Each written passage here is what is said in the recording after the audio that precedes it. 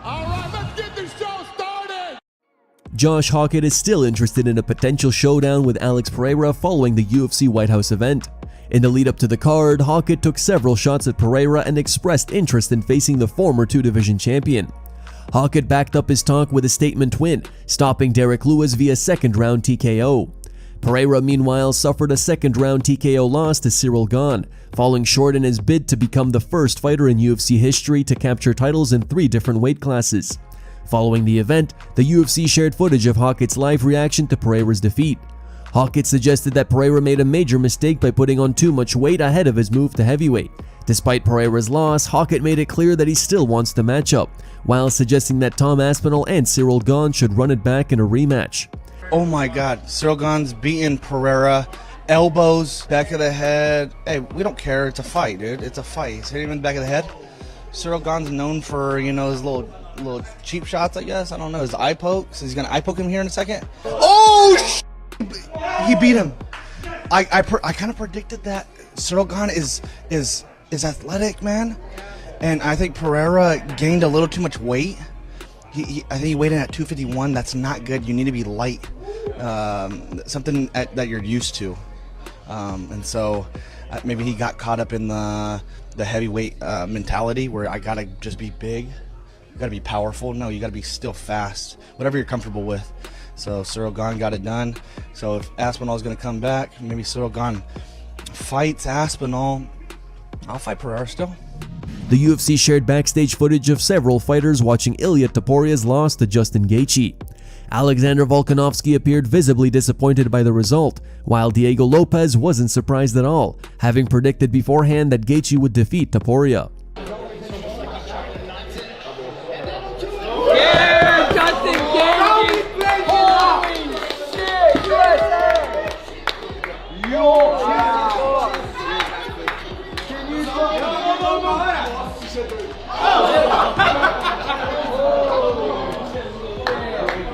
Quando eu falei, todo mundo falou que eu tava louco. Eu falei, ninguém quis acreditar, falaram que eu tava doido. Tá aí, ó.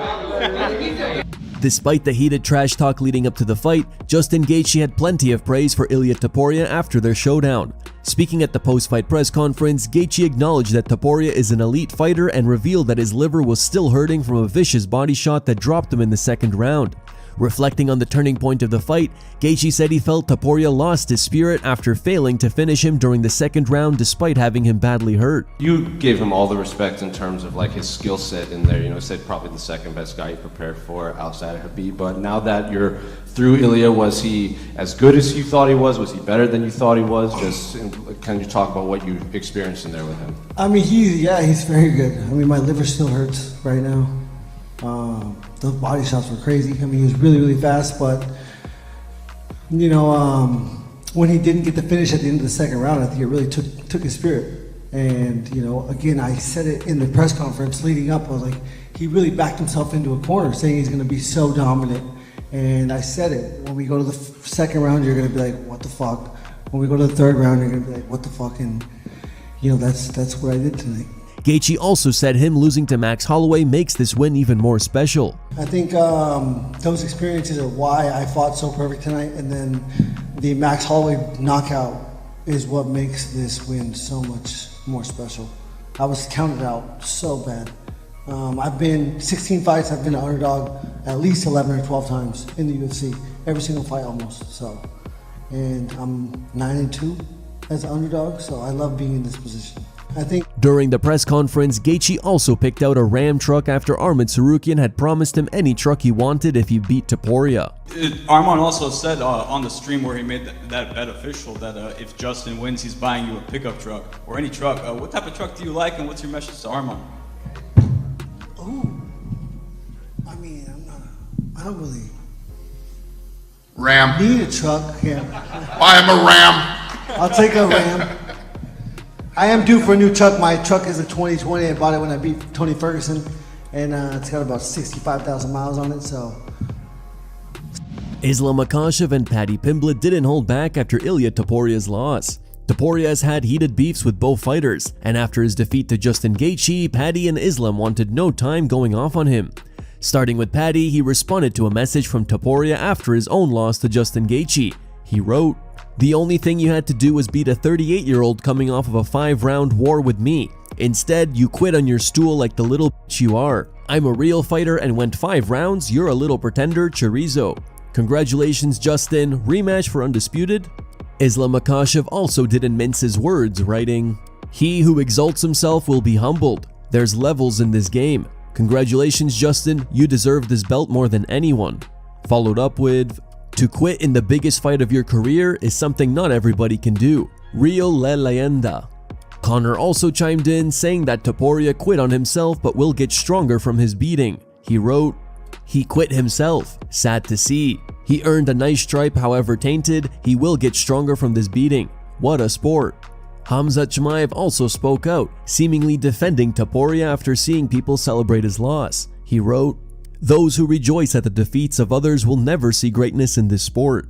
McGregor also came to Ilia Topuria's defense after boxer Terence Crawford, who previously had a back and forth with him, took shots at Topuria following the loss, tweeting, "This the guy that said he would knock me out and whoop me and Shakur at the same time?" Conor fired back, "What the f are you saying? You can wrestle yet you are afraid of an MMA fight. That to me is pitiful. The kid was beaten in an MMA fight of which you don't have the courage for. What the f was with all these little boxers at the show yet no MMA fighters? Hashtag these boys ain't man enough." Ilia Topuria looked devastated after his loss to Justin Gaethje in the main event of UFC Freedom 250. New footage has surfaced showing Topuria being helped out of the octagon by his brother and escorted toward an ambulance.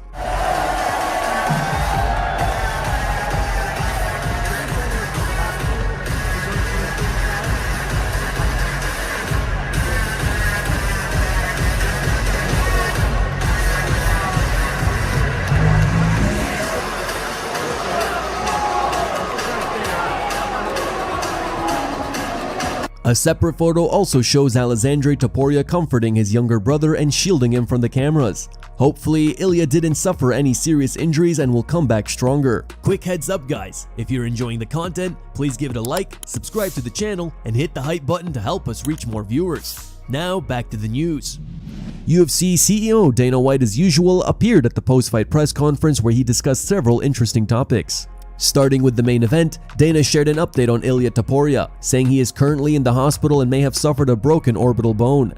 Yeah, Ilia's in the hospital. He's busted up. You know, I'm not a doctor, but his eye looked like he probably has broken orbital. I don't know that's not a fact, but I'm just assuming. And my plans for him are to go home and rest and recover and take his time. And you know, tonight was a rough night for him. I just want to make sure he's healthy and good, and not even thinking about him fighting again. Just want him to go home and relax and rest and heal. Dana also shut down any possibility of the UFC returning to the White House, while revealing that he and President Donald Trump are currently planning a UFC event for the US Army.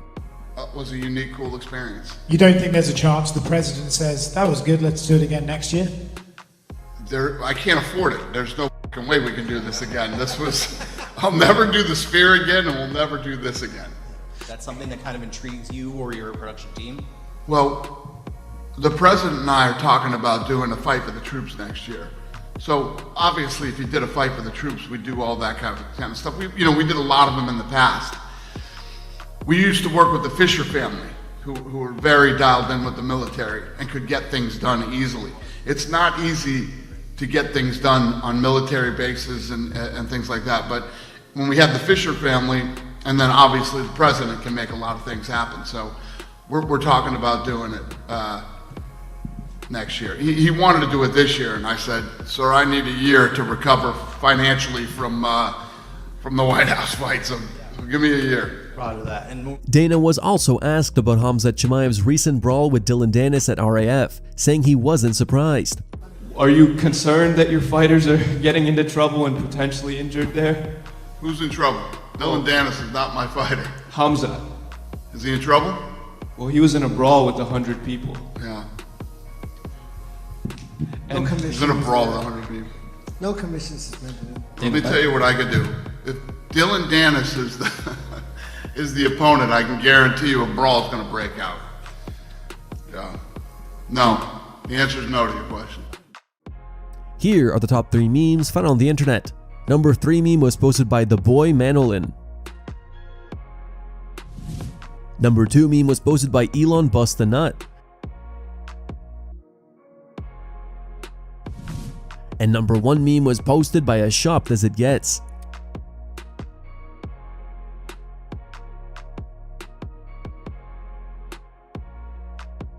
Thank you guys for watching. Don't forget to like this video and subscribe to the channel for your daily dose of MMA. Catch you tomorrow.